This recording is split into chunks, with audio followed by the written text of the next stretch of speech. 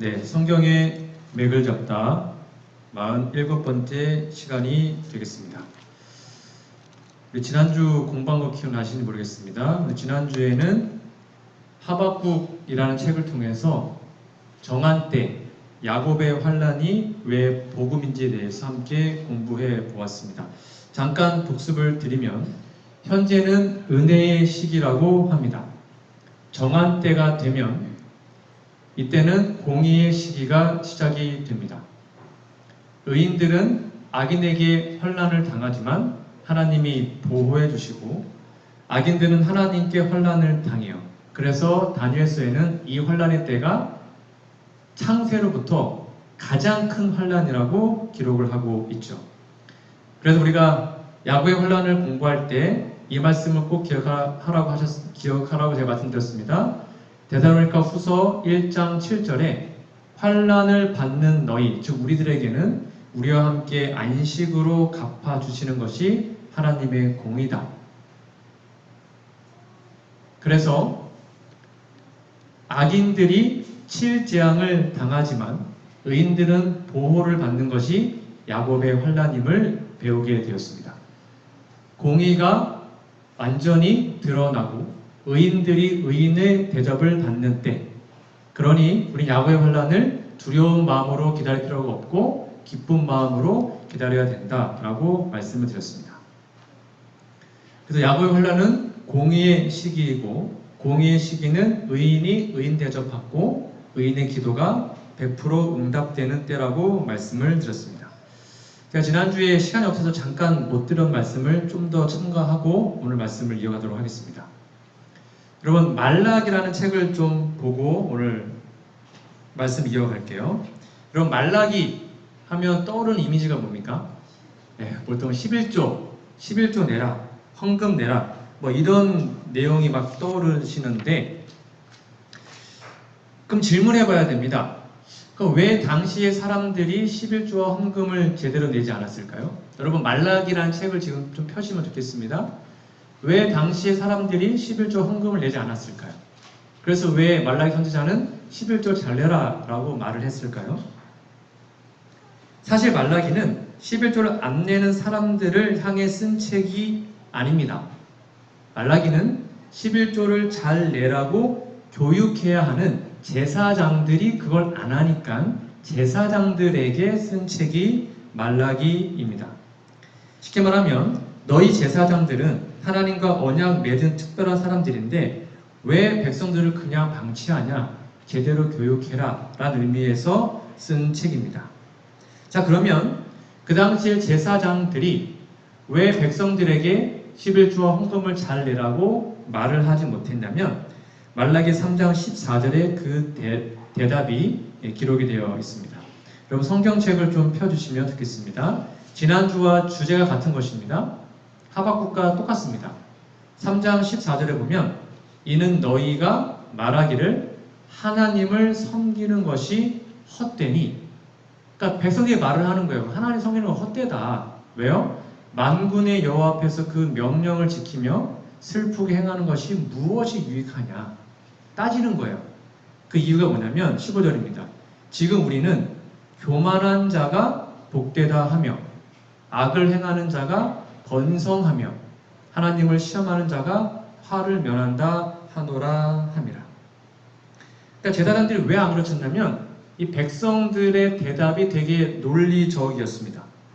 분명히 말씀대로 안 하면 저주를 받고 말씀대로 순종하면 복을 받는다 그랬는데 지금 세상이 그렇지 않다는 것입니다. 그래서 도대체 하나님 섬기는 것이 뭐가 유익합니까? 라고 말을 하죠. 그러니까 11조 안 내고 헌금 안 내고 보험 들고 적금 들고 땅 사고 한 사람들이 더 떵떵거리고 잘 사는 것 같은데 왜 우리한테 헌금 내라 그럽니까? 라고 지금 백성들이 말을 하고 있는 것입니다. 15절에 뭐라 그래요? 교만한 자가 복되고 악을 행하는 자가 번성하고 하나님을 시험하는 자가 화를 면한다 합니다. 라고 말하고 있는 것이 그 당시 사회의 형편이었습니다. 그러니까 하박과 똑같죠. 공의가 드러나지 않고 오히려 악인들이 더 잘 사는 것처럼 보이는 그때가 말라기에서도 같이 나와 있는 것입니다. 이렇게 대꾸를 하자 주신 기별이 바로 말라기 3장 17절에 있는 말씀입니다. 지난주 하박국 2장 3절과 같은 맥락의 글입니다. 하박국 2장 3절에서도 이 묵시는 정한 때가 있다고 그랬죠. 그 정한 때가 언제라고 그랬어요? 그게 공의의 시기, 야곱의 혼란이라고 했습니다. 정한 때. 근데 똑같은 말이 말라기 3장 17절에 나옵니다. 만군의 여호와가 이르노라 나는 내가 정한 날에 그들을 나의 특별한 소유로 삼을 것이요 또 사람이 자기를 섬기는 아들을 아낌같이 내가 그들을 아끼겠다. 지금 비록 공의가 좀 굽어 보일지라도 정한 날이 온다는 것이죠. 그때 하나님이 너희를 아껴줄 거야. 충실히 의인의 삶을 산 사람들을, 그 말이에요. 똑같은 말이 반복됩니다. 18절에 보니까 그때에 너희가 돌아와서 의인과 악인을 뭐한대요? 분별하고 하나님을 섬기는 자와 섬기지 아니하는 자를 분별한다라고 기록합니다. 그러니까 하박국과 내용이 같습니다. 말라기도 말하기를 분명히 정한 때가 온다. 그때가 오면 의인들을 하나님께서 특별한 소유로 삼아 주실 것이다. 그러면서 악인과 의인이 분별되는 그때가 반드시 올 테니 힘과 용기를 잃지 말라고 권면하고 있는 것입니다. 그러면서 그날, 그 정한 때가 언제냐면 말라기 4장에 이렇게 표현되어 있습니다. 여러분 잘 아시는 말씀입니다.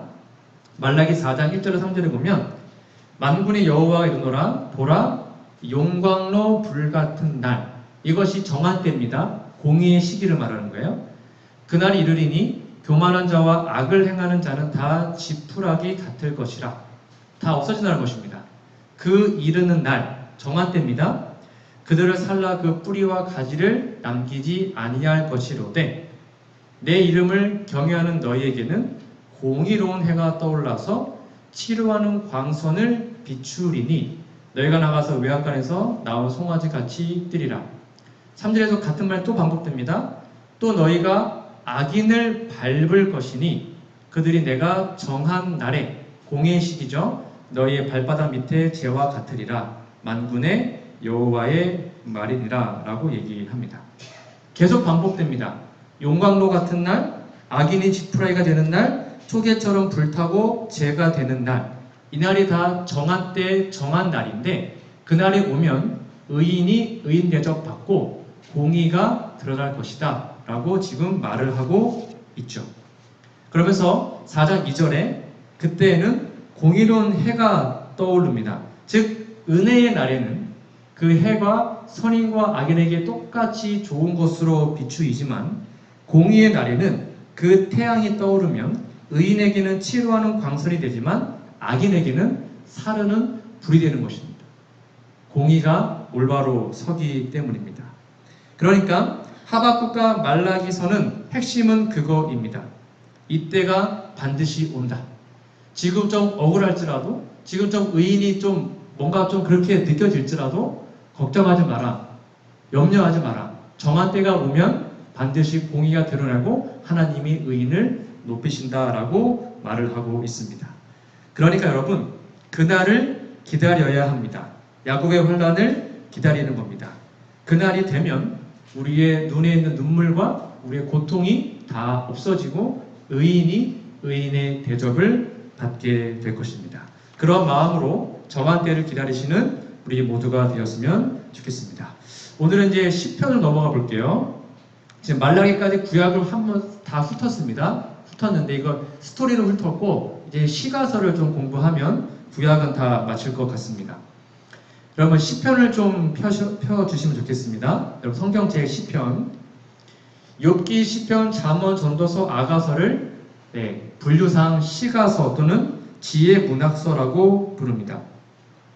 오늘은 시편에 있는 내용을 다는 못하고요. 언약적 관점에서 한 번 더 살펴보도록 하겠습니다. 시편은 한마디로 무엇인가?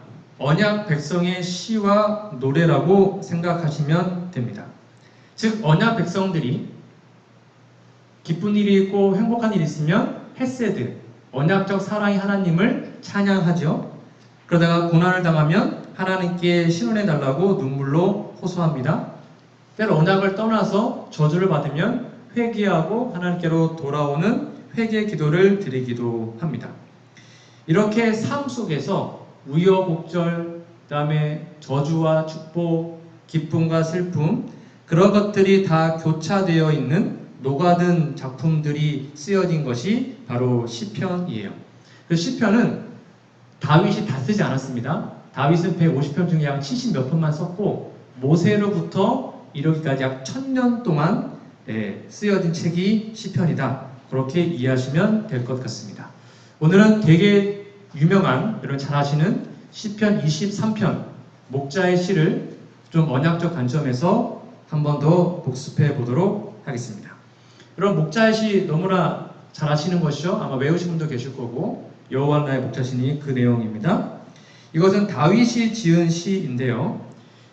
이 시는 우리가 지금까지 약 1년 반 동안 배웠던 모든 언약적 용어, 그다음에 언약 이미지, 이거 여러분이 다 기억하고 계셔야 됩니다. 기억하고 있으면 이 내용이 다다다닥 다 이제 떠오르실 겁니다. 그거를 한 번씩 보도록 할게요. 자, 23편 1절 여러분 잘 아시는 말씀입니다. 여호와는 나의 목자시니 내게 부족함이 없으리로다. 여기 지금 다윗이 하나님과의 관계에서 어떤 이미지를 사용하고 있습니까? 목자와 양. 목자와 양은 언약적 이미지입니다. 그래서 하나님과 언약을 맺은 자신은 양, 하나님은 목자로서 언약 관계로 비유하고 있어요. 그러니까 나의 목자란 말만 들어도 이거 지금 언약 관계에 있구나 라는 것을 바로 캐치할 수 있으셔야 합니다. 2절 볼까요? 그가 나를 푸른 초장 또는 푸른 풀밭에 누이시며 쉴만한 물가로 인도하시는 도다.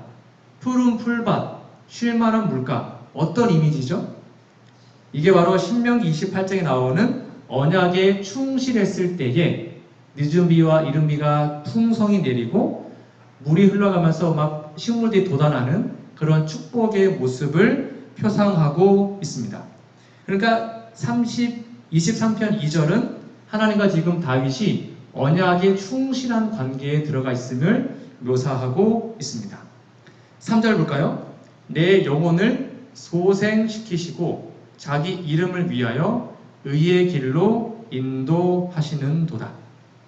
그러니까 이렇게 충실하게 언약 관계에 들어가 있으니까 다윗의 영혼이 막 살아나는 것입니다. 소생하고 그분의 이름 때문에 의의 길로 인도하고 있습니다. 여러분 이 말씀을 이제 여러분의 삶에 그대로 적용해 보시는 겁니다. 1절 여호와는 나의 목자시니 내게 부족함이 없으리로다. 제가 한번 이거 설명드렸습니다. 여러분 정말로 여러분의 모든 삶에 영적으로, 경제적으로, 아니면 정서적으로 만족함이 있으십니까? 전혀 부족함 없이 다 만족하고 계세요? 행복하시고 만족하고 그러십니까? 아니면 좀 뭔가 때로는 불평이 있고 불만이 있고 그런 것 같으세요? 여기 분명히 여호와가 우리의 목자가 되면 어떻게 된대요? 부족함이 있대요? 없대요? 없다는 것입니다. 그게 지금 충실한 언약관계의 모습이에요. 그리고 3절에 보니까 내 영혼을 소생시킨다. 정말 날마다 우리의 영혼이 막 살아나고 믿음이 막 살아나고 그런 거를 매일 경험하고 있나요? 아니면 좀 믿음이 좀 더 이렇게 막 없어지는 것 같고 퇴보되는 것 같으십니까?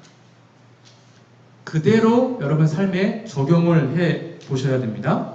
여기 보니까 3절에 자기 이름을 위하여 라고 나와 있죠. 여기 다윗이 말을 할 때 여호와 하나님이라 말하지 않고 그냥 여호와라고만 말을 합니다.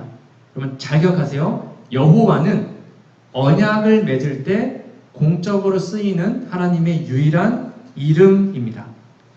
그 옆에다가 출애굽기 6장 3절에서 5절을 써놓으시면 됩니다. 시편 23편 3절에다가 출애굽기 6장 3절에서 5절 말씀을 적어놓으시면 짝꿍된 성경절입니다.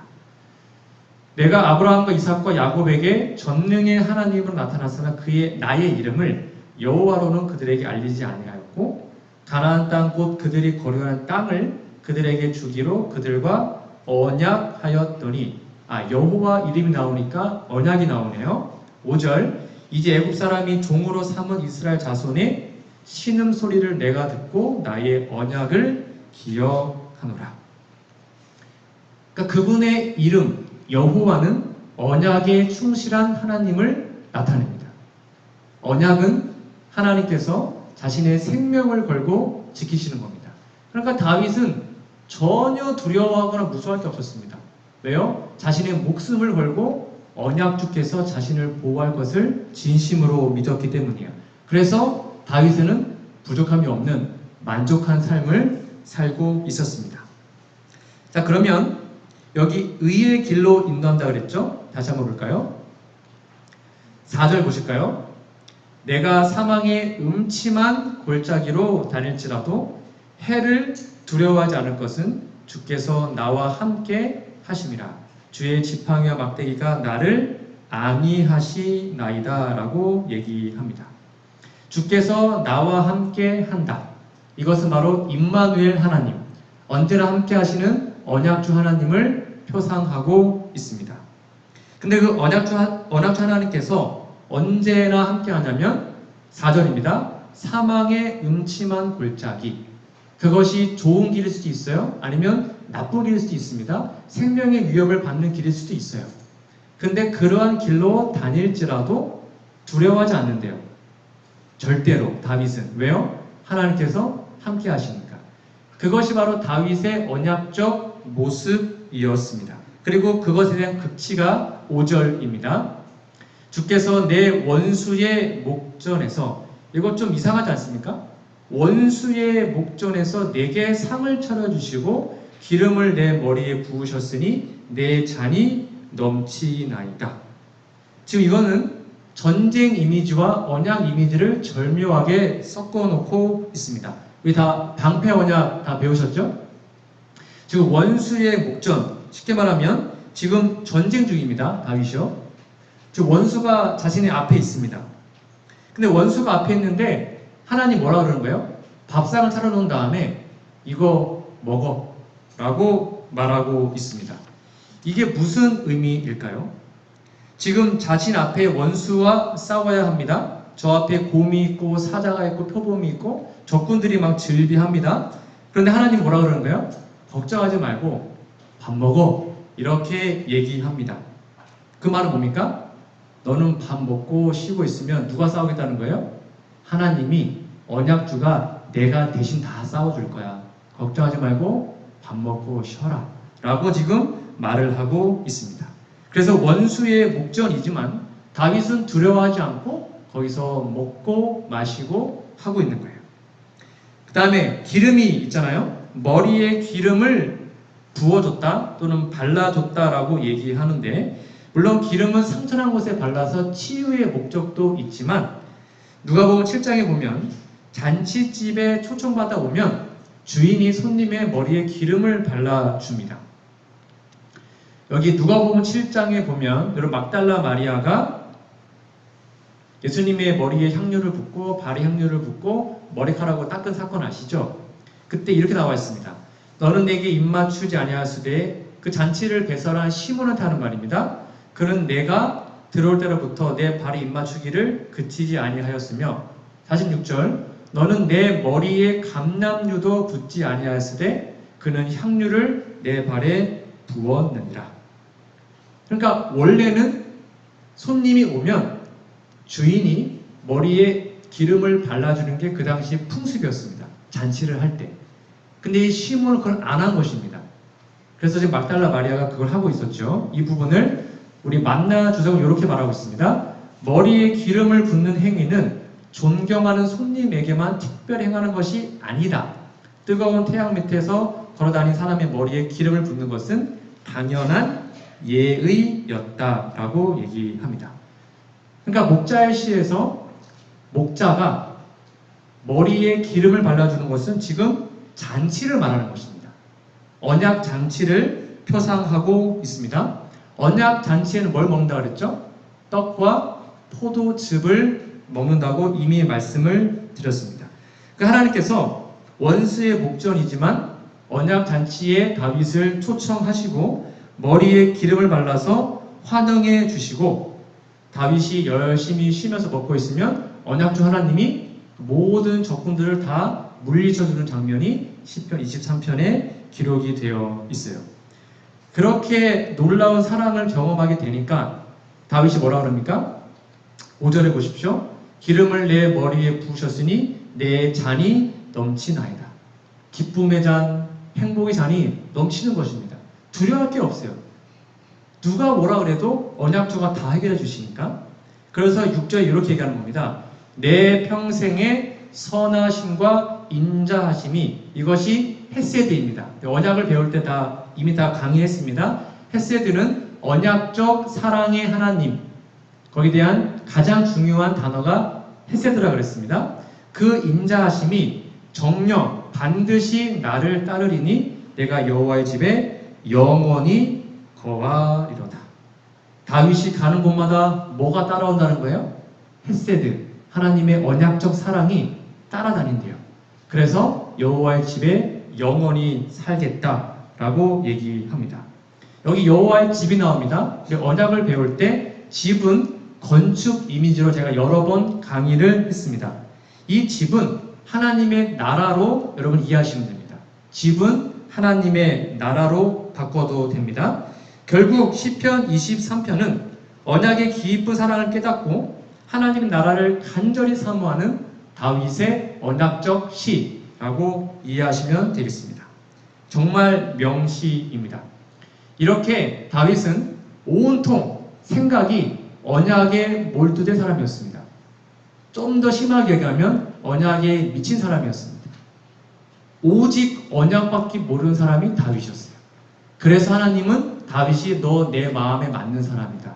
너 내 마음에 합한 사람이다. 라고 말한 이유가 다윗이 언약을 그렇게 중요시하고 사랑했기 때문입니다. 하나 더 보면 여러분 시편 89편을 잠깐 보시겠습니다. 시편 89편에 보면 다윗 언약을 노래한 시편인데요. 여러분 다윗 언약 기억하십니까? 제가 이미 다 강의했는데 다윗 언약은 사무엘하 7장과 역대상 17장에 나옵니다. 그러니까 다윗이 자신의 국면을 다 지은 다음에 나라가 편안해졌습니다. 그러자 나는 이렇게 좋은 궁전에 사는데 하나님의 법궤는 저기 장막에 있으니 안 되겠다. 내가 하나님을 위해서 성전을 짓겠다라고 결심을 하죠. 그 결심을 하나님이 기뻐 받으시고 오히려 다윗에게 뭐라 하냐면 네가 날 위해 집을 짓는다고? 그거 안 해도 돼. 내가 널 위해 집을 지어줄게. 그래서 하나님이 다윗한테 내가 너의 집을 지어주겠다. 그 말이 뭐예요? 다윗의 나라가 영원할 거야. 너의 후손에서 메시아가 올 거야 라고 약속하시죠. 그것이 바로 다윗 언약입니다. 그 언약을 노래한 시편이 89편입니다. 여러분 집에 가서 한번 읽어보시면 그 언약을 기억하시고 읽어보시면 좋을 것 같습니다. 목사의 고난 본면에 이런 말씀이 기록되어 있습니다. 시편 가운데 일주일에 한 번씩 꼭 읽어야 된다라고 권면한 시편이 있습니다. 그게 뭐냐면 시편 105편과 106편 여러분 좀 펴시겠습니까? 시편 105편과 106편에 기록된 이스라엘의 경험은 말세를 사는 하나님의 백성이 특별히 연구하고 해야 할 경고의 교훈을 간직하고 있다. 그래서 뭐라 그러냐면요. 나는 이 장들을 적어도 일주일에 한 번씩은 읽으라고 권면한다 라고 얘기합니다. 그러니까 너무너무 중요하기 때문에 물론 다 중요하지만 화인여사가 권면하기를 시편 105편과 106편은 적어도 일주일에 한 번씩은 꼭 읽으면 좋겠다 라고 얘기를 했습니다. 그럼 도대체 무슨 내용이기 때문에 일주일에 한 번씩 읽으라고 했을까요?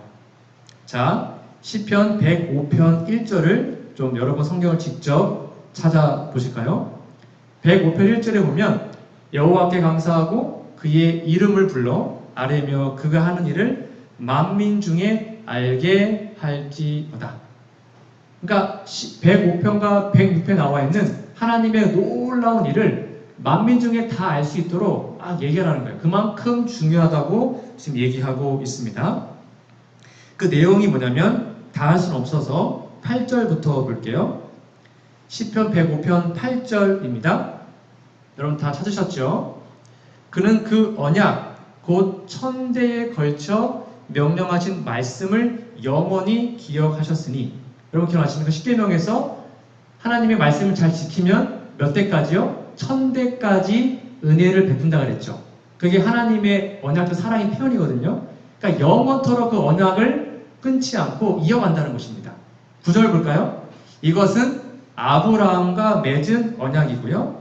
이삭에게 하신 맹세와 언약은 같은 의미입니다.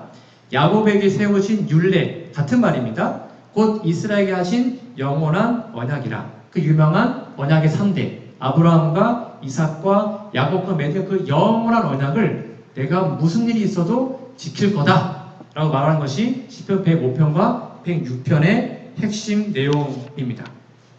자, 그러면 나머지 절들은 우리가 다 배웠기 때문에 요약을 하면 앞에 좀 보실까요? 시편 105편 17절부터는 요셉이 팔려간 이야기가 나와요. 왜 애굽에 팔려갔는지, 그게 언약적 의미가 무엇인지 쭉 나옵니다. 여러분 집에 가서 꼭 읽어보세요. 105편, 106편. 그 다음에 23절부터는 야곱 가족이 다 가족 이끌고 애굽으로 들어가잖아요. 그리고 거기에서 노예가 될 배경이 쭉 나옵니다. 그리고 105편 26절부터는 출애굽과 열재앙 그리고 광야 생활에 대해서 쭉 설명하고 있습니다. 쉽게 말하면 구약의 내용을 압축하고 요약한 것이 105편입니다. 그렇게 이해하시면 돼요. 그러면서 105편 42절에 뭐로 나와 있냐면 이는 그의 거룩한 말씀과 그의 종 아브라함을 기억하셨음이로다. 그러니까 그 백성들이 뭐 믿음이 좋거나 잘나서가 아니라 하나님께서 아브라함과 언약하셨기 때문에 그 언약을 통하여 하나님이 그들을 출애굽도 시키시고 광야에서 돌봐주시고 했다 이겁니다. 뭐 때문에요? 언약 때문에. 그러면서 이것을 이어서 시편 106편에는 같은 내용이 또 반복되어 나옵니다. 연장선상입니다. 시편 106편 7절부터 보면 홍해 사건 쭉 나옵니다. 여러분 다시 내용이에요. 쭉 나오고 13절부터는 광야에서 반역한 사건들이 계속 나옵니다. 어떻게 반역했고 어떻게 됐는지. 그 다음에 19절부터 보면 금송아지 숭배, 여러분 아시죠? 신의 산에서 했던 거 그거 나오고 28절부터는 바알 부월 사건 막 이렇게 간음했던 거 있잖아요. 그거 나오고 이스라엘의 타락과 멸망 그리고 포로됨. 쉽게 말하면 105편과 106편은 구약의 이스라엘 백성들의 경험을 압축한 것이라고 이해하시면 됩니다. 여기에서 핵심된 구절이 바로 44절부터 46절입니다. 시편 106편. 여러분 이 빨간색을 여러분 성경책에도 줄을 쫙 걸어오시면 좋습니다. 그러나 여호와께서 그들의 부르짖음을 들으실 때에 그들의 고통을 돌보시며 그들을 위하여 그의 언약을 기억하시고. 왜냐하면 하나님은 언약에 충실하시거든요. 그 크신 인자하심 헤세드입니다. 그것을 따라 그 다음이 중요합니다.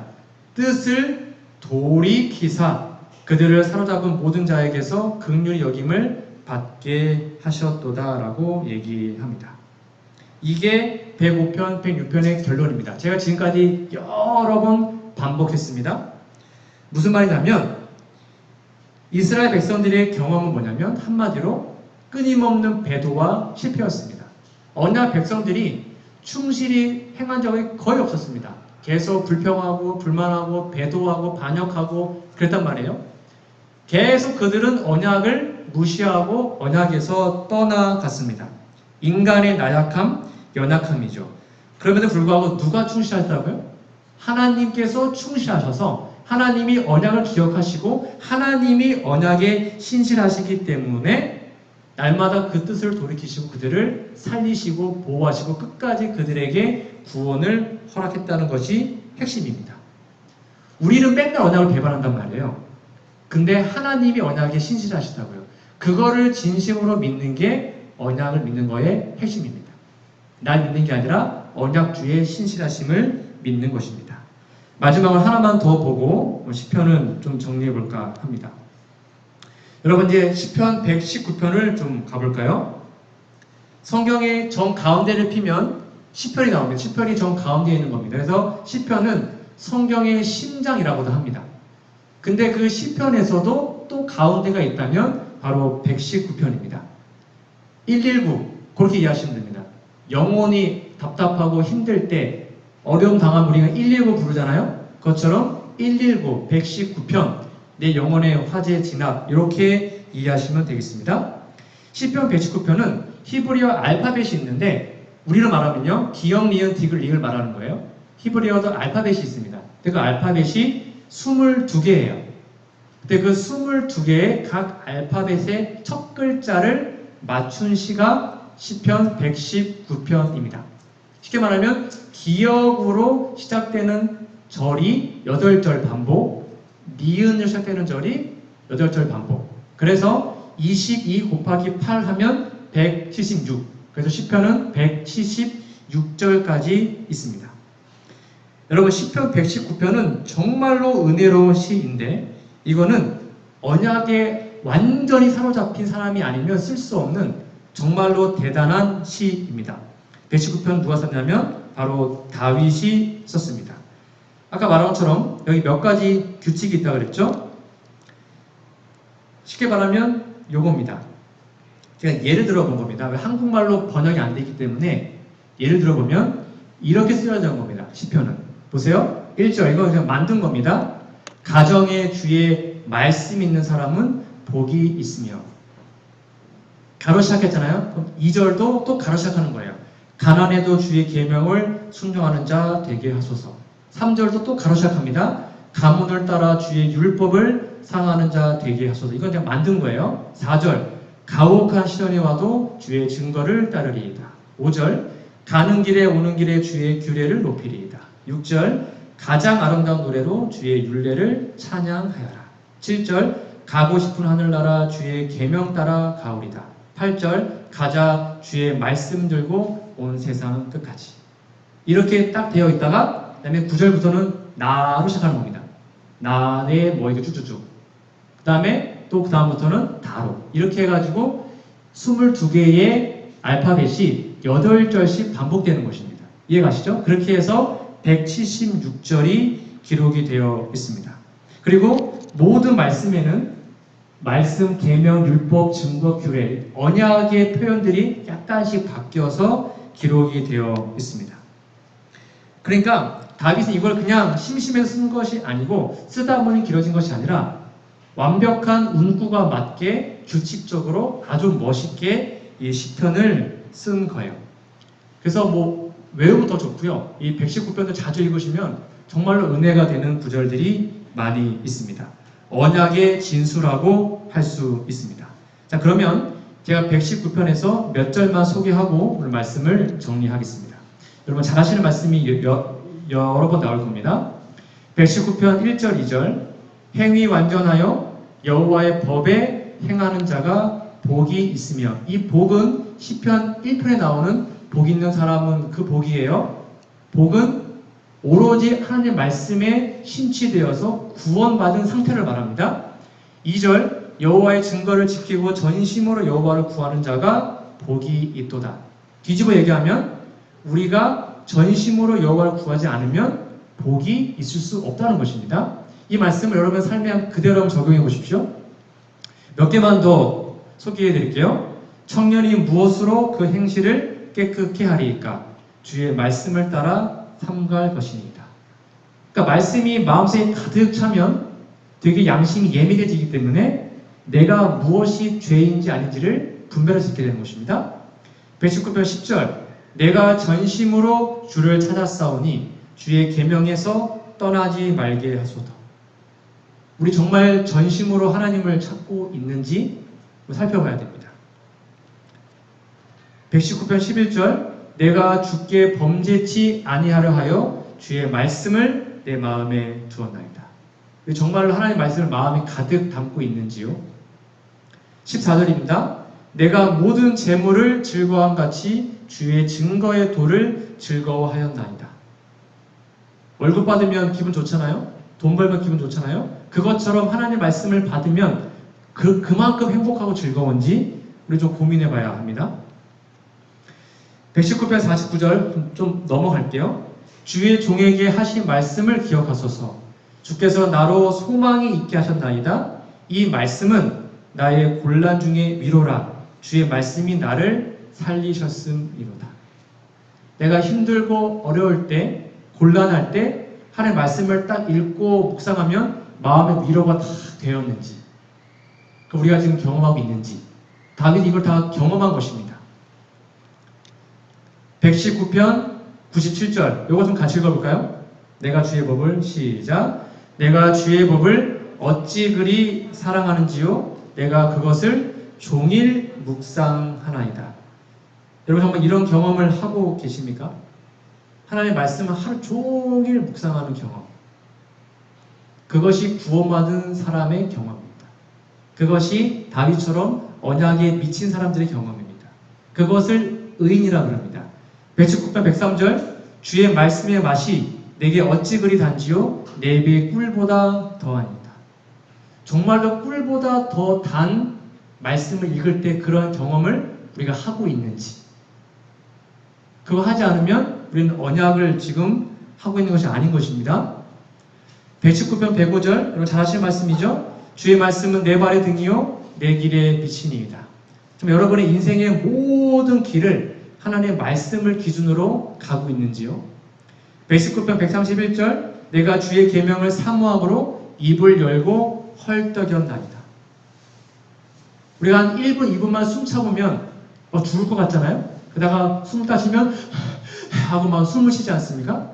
그것처럼 다윗은 막 계명이 너무 좋아서 헐떡헐떡하는 마음으로 그 계명을 사모한대요. 이런 마음이 우리한테 있는지 우리 고민해봐야 합니다. 마지막입니다. 내가 새벽 전에 부르짖으며 주의 말씀을 바라싸우며 주의 말씀을 묵상하려고 내 눈이 야경이 깊기 전에 깨어나리라. 이런 경험을 하고 있는지요. 이것이 바로 다윗의 경험이었고, 이것이 바로 시편에 나와 있는 언약에 충실한 사람들의 경험이고 우리의 경험이 되어야 합니다. 여러분, 하나님의 말씀에 신취하시고 언약 말씀에 충실하시고 그 어떤 것보다 하나님의 말씀을 읽고 연구하시고 가장 행복하고 즐거운 사람들이 되셨으면 좋겠습니다. 그런 사람 아니면 아마 구원받기 쉽지 않을 것입니다. 정말입니다. 이러한 다윗의 119편의 경험이 우리의 경험이 진심으로 될 때 우리는 다윗처럼 여호와 나의 목자시다. 나는 부족함이 없다. 나는 만족하다. 어떤 상황에 난 두려워하지 않는다. 라는 믿음의 고백을 하게 될 것입니다. 이런 아름다운 고백이 우리의 고백이 되기를 간절히 바라며 오늘 말씀을 마치도록 하겠습니다. 우리의 언약주 되시는 아버지 하나님, 오늘 주신 말씀처럼 저희도 언약을 사랑하는 주의 백성 되게 하시고 다윗처럼 하나님의 말씀을 너무도 사랑하고 연구하고 말씀 읽고 공부하는 것이 기쁘고 행복한 진실한 언약 백성 될 수 있도록 도와주시옵기를 예수님의 이름으로 간절히 기도합니다. 아멘.